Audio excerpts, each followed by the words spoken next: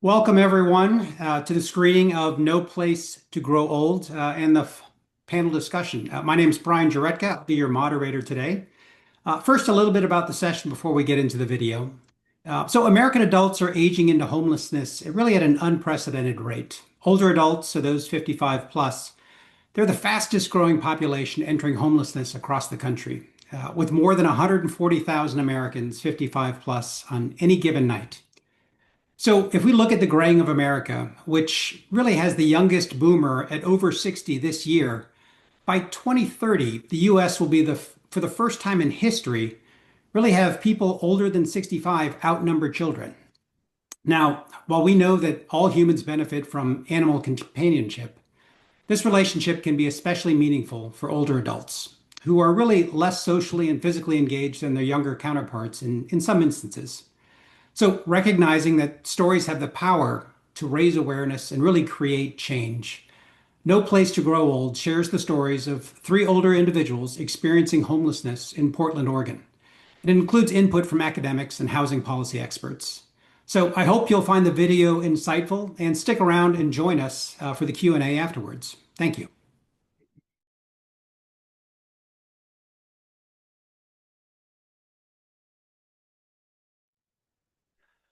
Well, that was certainly touching, powerful, and insightful storytelling through No Place to Grow Old. So before I introduce our panelists, I'd like to tee up actually the first question that came through Q&A to allow our panelists to reflect on it while I introduce them. And that first question really is going to be, how would you say No Place to Grow Old reflects the issues you're seeing in, Phoenix and Palm Springs? So after introductions, we'll start with Johanna, and then we'll go to you, Ginny. So our panelists today are Ginny Weissman and Johanna Jorgenson. Ginny Weissman is an Emmy-nominated writer and producer, author, and dedicated animal welfare advocate, known for her commitment to pro-social storytelling and community service. After a distinguished media career developing issue-oriented documentaries for networks like PBS and A&E, Ginny founded Pet Ministry PS in 2009. Now, as executive director, she's organized over 100 adoption events and facilitated the rescue and rehoming of 800 pets in the Palm Springs area over the past 17 years. Today, she's pioneering a unique intersection of social service and animal welfare by collaborating with developers to build pet-friendly, affordable housing that includes integrated low-cost veterinary services, as well as support for seniors and their pets in their time of need. And Johanna Jorgenson is a licensed master social worker with over 9 years of experience in social services and 7 years dedicated to addressing homelessness. Johanna is a passionate advocate for systems changes for vulnerable populations. Johanna currently serves as the program manager at The Haven, the first emergency homeless shelter in Arizona, specifically designed for the aging population. Now, The Haven provides safe, non-congregate shelter and supportive services to older adults experiencing homelessness, including those who have pets. So at The Haven, preserving the bond between a senior and their companion animal reduces trauma, supports mental health, and strengthens successful transitions into shelter and out of homelessness. So back to the first question, really, as we reflect on the video, how would you say No Place to Grow Old reflects some of the issues that you're seeing both in Phoenix, Johanna, and Palm Springs? So Johanna, why don't we start with you? As the video mentioned, the aging population is one of the largest growing homeless subpopulations in the US, and that also translates over into Phoenix. The shelter that we run specifically serves individuals who are 55 and up, and so we are constantly full. I have a very long wait list of clients trying to get in, and we're noticing at our downtown shelter that population is, again, just continuing to grow. Ginny?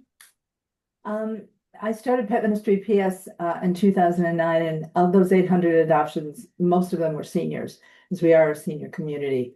And I saw how difficult it was for people to find housing with pets. The waiting lists here are extremely long, and then you get there and they may not take your pet. And I literally had women crying with me on the phone saying they will live in their car before they give up their pet.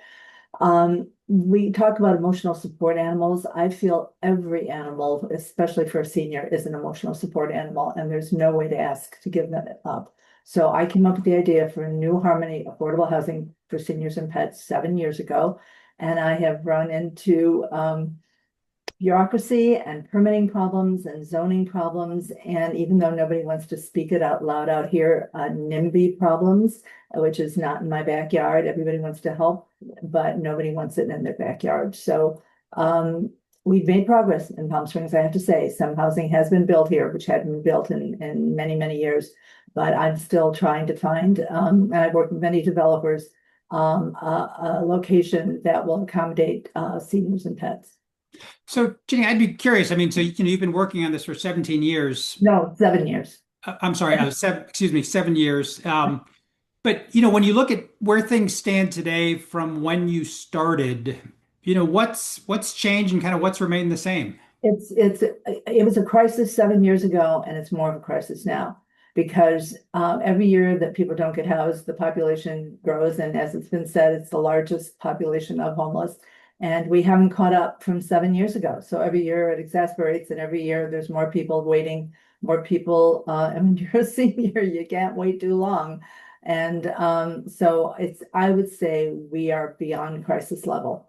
It's horrifying, and the average rent here, and I think it's probably true in Phoenix too. The average rent here in my Coachella Valley is about $2,000 a month. Well, I mean, one piece here is maybe to put some kind of definitions for our audience. I think many of the audience here really are focused on really providing shelter for animals. And so when we talk about kind of the housing continuum, right, we start from kind of unsheltered, so people obviously sleeping outsides in vehicles and in campings. Emergency shelters come next, which are kind of those temporary crisis level, night by night. Transitional housing comes next, which is time limited, 6 to 24 months with some supportive service often. Then there's rapid rehousing, short-term rental assistance to get people into the market. Permanent supportive housing, which was a term that was referred to in the video, which is much more of kind of long-term housing with ongoing services. Then you have affordable housing, and that's where Section 8 and housing vouchers and long-term and affordable, low-income housing tax credits, and then of course market rate housing. So, Johanna, where does the Haven fit in that continuum, if you will? Yeah, so the Haven is an emergency shelter. So technically, we're a 90-day program. But we also understand that the realities of the housing market right now, on top of this population typically has a fixed income. It's going to take a lot longer than 3 months for most individuals to get into some kind of housing that they're able to afford. And so while they are here, we are also interested and focused on addressing some of their health needs with some of our partnering agencies. We work with health navigators as well as PCP clinics and things like that. And so a lot of the times our clients do end up staying quite a bit longer than that 3 months until they are able to get into permanent housing. I think it's terrific. I mean, the kind of the supportive wrapper that you put around kind of the housing aspect, incredibly important. I think one of the other pieces that really is special about Phoenix is it's an incredibly pet-friendly geography. I think you mentioned that the Haven opened about a year or so ago, and what surprised you the most about how residents and pets really live together compared to maybe expectations you had prior to that? It's been really eye-opening to see just how important pets are. I am a pet parent, and so, obviously you're kind of already of the opinion, like I would do anything for this pet. But in a lot of circumstances, potential clients will stay out on the streets or in their cars in over 100-degree weather with their pets, if that means that if it's between leaving them behind to get into shelter or staying unsheltered and staying with their pets. And so it's been really nice to see these relationships remain intact while they're here and how important those are to their mental well-being while they're experiencing homelessness and going through this entire trauma. And Ginny, I believe you've also advocated really for removing some of the barriers for for folks looking for housing or more affordable housing. One of those really being around replacing upfront pet deposits with kind of periodic announced inspections. Can you tell us a little bit more about that model and whether or not you've had any positive reception to it? Well, my model for my affordable housing when it gets built is just what you said. It's not upfront, unanticipated damage. We would do announced periodic inspections, and then the damage, if there is any, would be taken care of and paid for then. The thing that's really holding us back now is the pet rents. Affordable housing, it's usually $300 per pet. To affordable housing communities here have $300 per pet. So if you have a cat and dog, that's $600 to move in. It is refundable, but you still have to come up with it at the beginning or pay it off over time. The thing is, a lot of the market rate housing here, which makes it completely unaffordable if it starts at $2,000, is $50 to $100 per pet per month. And that makes it just unaffordable. And we have had, in the 17 years I've been doing rescue here, I have seen more owner surrenders and abandonments than I've ever seen. People move and they leave their pets behind because they can't, or the pet is not welcome. It's either not a pet friendly or it's the pet rent. And so I'm just at the beginning of this program, but I'm looking to set up a voucher system called Pet Relief Roundup. I'm working with one of the other shelters here to see if we can help people and have a fund for people to at least help them with this, because it was said in the film that you just give people a little more and it can make the difference in what's happening with housing. It's just that they're, not able to keep up with the increase, and the pets suffer as a result. So as we talk about, I mean, again, kind of living with pets, and I look back to Johanna, the kind of the haven. I think you'd mentioned during one of our previous conversations that the Haven really had a requirement for residents to take pets with them everywhere they left. They weren't allowed to be left unattended. But you're looking at modifying that. Can you tell us a little bit about that change and, maybe more broadly about how shelters need to be thinking about, what I'd say supporting the residents with pets, supporting them, not just kind of permitting residents to have pets. Yeah, so when we first opened, one of the things that was kind of a pillar of when we opened or before we opened was that we were going to allow our residents to have companion animals. They did not have to be any type of service animal, so they don't have to be an emotional support animal or a certified service animal. They can just be their pets. And so that was the start of it. And for a while, that went really well. But as I had mentioned, this population has a lot of health concerns. And one thing that we notice when they get here is that because they've been on such high alert for really long times, their adrenaline has been going and things like that, and they haven't really been able to address a lot of their health needs. And so when they get here, a lot of those things come out the longer that they're here, and they need to address a lot of those issues. And so one of the things that requires is for them to go to the hospital, and a lot of hospitals don't allow pets. And so we were having a really difficult time managing whether or not we were going to allow clients to keep their pets in their rooms while they're away, because that could lead to destruction of property and those kinds of things. But they also needed to attend their appointments. And so what we finally kind of decided over the last couple of months was that we are going to allow them to keep their pets in their rooms. We do ask that they're caged, and if they are having issues or their pets aren't liking that, we do work with a partnering agency, Companion Pets in Crisis, to help kind of teach them how to introduce them to the crate and stuff so they can go to those appointments without worrying about having to find somewhere to keep their pet while they're there. That's great. And that really, again, speaks to a more holistic view of allowing residents to live with their furry companions. And I think, Ginny, you had mentioned the Pet Relief Roundup initiative that you were spearheading. And that really is, correct me if I'm wrong, but that's really about an initiative trying to help people stay housed with pets. So they have housing to help them stay housed with pets. And so based on what you've seen, is losing housing often triggered by the cost of the pet itself, so food and vet care, or is it by the housing policies around the pets? Both. Okay. It's just everything's getting more expensive. And so if you were managing your budget before and you're property manager or property owner raises your rent, just as it was said in the film, you can't go from $800 to $1,600 and still feed your pet and get food. So what some of the rescues here are doing, we call it a safety net program. We are able to give people food. We are able to help with low cost veterinary. But the one thing that wasn't addressed, and that's why I came up with this idea, was these pet deposits and pet rent. And we're still in the early phases of this, but it's very doable because it's just adding a little more at the register. When you round up, you do it for breast cancer, you do it for lung cancer, a lot of places you can do it for the pets. And then we would help people hopefully stay in their home, but more importantly, if their rent goes up particularly, but also if they're changing and can't come up with rent, security deposit, and a pet deposit, we can help them with the voucher system. So this is really working with is it local grocery stores through an initiative to round up your bill to the next highest dollar. Right. We have a lot of privately owned shops here. And it's a tourist area, we have a downtown where there's just lots of privately owned businesses and restaurants. And if they all jumped on board, it's just the software that goes on the register. That's great. That's wonderful. And so, Johanna, one of the things that Ginny mentioned was, of course, it is the cost of caring for the pet that is also a burden as well.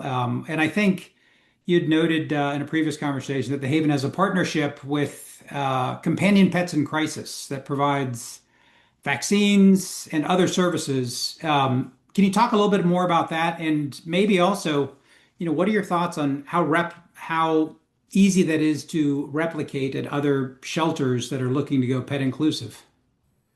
So we are really lucky to have such a really great partnership with an outside agency whose sole focus is to supply needed items for individuals experiencing homelessness that have pets. And so Companion Pets in Crisis comes once a week. They're able to supply our clients with food and bedding. And we had a situation where one of our clients ended up in the hospital for 2 weeks, and they were able to find boarding for them for a really cheap rate that they were able to supply or pay for. And then on top of that, like you had mentioned, they also have a volunteer veterinarian who comes once a month as well, who does regular checkups for our pets, but also provides vaccines, which has been fantastic. That is one of the requirements for letting a pet stay here. And so being able to supply those for free reduces that barrier to shelter once again. In terms of how easy it is to replicate, I think it is really helpful to have an outside agency do that, so we don't have to really worry about the costs of finding someone, like paying someone to manage all of that on top of paying for those supplies. And so we work really closely with them and trying to promote their organization as well, to get their name out there so they get donations so they can continue to help not only us, but many other shelters in the Valley. And was that in place on day one, or did that relationship, blossom after? It was pretty close to day one. So I had worked with Lisa, who's the CEO of Companion Pets in Crisis, previously when I was doing a crisis response through the fire station. And so we were able to reconnect when I came into this position. And so she's been with us. We opened in December of 24. I think she started here in like February the following year. So she's been here with pretty much the entire time. That's great. I'm going to switch topics here just a little bit, but I think one of the pieces, Ginny, that we had talked about on our prep call was, you'd mentioned the term forgotten middle as those that, really earn too much to qualify for subsidized housing, but they can't afford market rate. What's your take on kind of how pet ownership makes that situation even more challenging to navigate? It is because, again, some of the places they might be able to afford are not pet friendly. And sometimes they're breed specific. Not many older people have the bigger dogs, but that is an issue out here. Some HOAs will not allow certain breeds. So you're running into a lot of obstacles, and especially there are a lot of widows out here.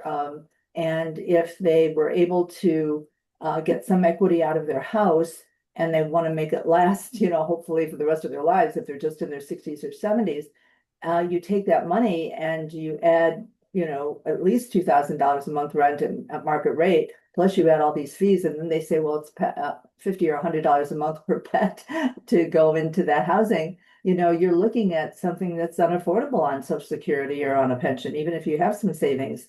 And that's really making it difficult. So again, as we've said earlier, and I've heard it all day, being on the conference all day, people are not going to choose between their pet and themselves. And I'm so encouraged by everything I heard today with all the shelters that are making, and what Johanna does, making accommodations. We do it here at the Navigation Center in Palm Springs. And it's just so important and so timely, because it's time for this to come to be public knowledge, because I don't think people that don't experience this have any idea. We have an expression in rescue that says when people know better, they do better. And it's really about educating people about what other people are going through. Because when you're not going through it where I live, this is probably people's second or third home. So they have no idea what it's like not to be housed. I think, Jenny, you know what, that saying, if people know better, they do better. That actually speaks very well to the film, right? I mean, if you have the opportunity to watch the film, it puts kind of the human aspect on what sometimes may just be a news story, right? I am a documentary producer, and I was very impressed with the way the stories were told, Yeah. and the variety of stories, and just what people go through, that people that haven't gone through it or don't know anybody. There's a lot of people that don't even know anybody that's gone through it. Yeah. It's very enlightening. Very true. One of the other things I want to pick up on, because this was also a question in the audience. Ginny, you had mentioned that certainly there are some landowners, or I'm sorry, some um, landlords that don't allow certain breeds or pets. And one of the things that we've also discussed is that certain geographies are much more favorable to be pet friendly than others. And I think Phoenix is one of those that is incredibly pet friendly. And I guess, Johanna, my question for you would just be, do you also do you have any restrictions on, breeds and or pet types? And do you know of any restrictions in the kind of the Phoenix area, or is it much more open given the friendliness in the community to pets? Thankfully, we do not have any pet restrictions. And so when a client comes in with their dog, we do an informal assessment to see how they are. We do have some dogs that do not like other dogs. And so we just kind of keep those things in mind. And the owners are really responsible in making sure that their dogs aren't around other dogs. We thankfully haven't had any issues yet of dogs attacking other dogs or anything like that. But is in terms of breed restriction, that's not something that we even think about here. Because again, that's just adding another barrier to shelter while we're trying to remove barriers. And so we have one pit bull here right now and a Belgian Malinois, and they are the sweetest dogs. They don't really like other dogs, but that doesn't seem to make a difference for how well they do here. So here's another question that came through, and I'm curious about as well. What happens if someone moves in, they don't have a pet, or if their pet dies? Do you allow them to take a pet or get a new pet? No. So, thankfully or not thankfully, we have only had two pets that have passed away while they've been here.